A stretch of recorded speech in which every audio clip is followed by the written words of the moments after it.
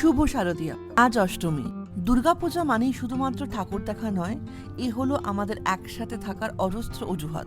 দাদা দিদি কিংবা ভাই বোনদের সাথে ঠাকুর দেখতে যাওয়ার মজাটাই আলাদা। এই আবেগটা এখনো আমাদেরকে ছোটবেলায় ফিরিয়ে নিয়ে যায়। প্যান্ডেল হপিং এর মাঝে স্ট্রিট ফুড ট্রাই করা, কাগজের কাপে চা আর ভিড় ঠেলে সেলফি, এইসবই আমাদের পুজোর কালচার। বাঙালিদের আবার ব্যাপারটা শুধুমাত্র স্ট্রিট ফুডে আটকে থাকে না, এরপর লাগে একটা জমজমাট ডিনার। সবচেয়ে মজার ব্যাপার হলো, যতই আমরা টায়ার্ড হই অথবা পায়ে ব্যথা হোক, মন বলে ওই আরেকটা প্যান্ডেল দেখেই নি।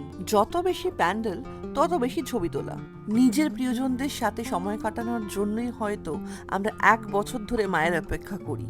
অষ্টমীর রাত যত গভীর হতে থাকে, এই আনন্দের মধ্যেও কোথাও একটা মনে হতে থাকে যে এই তো এবার পুজোটা শেষ হয়ে গেল। দুর্গাপূজার প্রত্যেকটা মুহূর্তই আমাদের কাছে অমূল্য হয়। সারা রাত জেগে প্যান্ডেল হপিং করার পরেও সকালে বাড়ি ফিরতে আর ইচ্ছে করে না।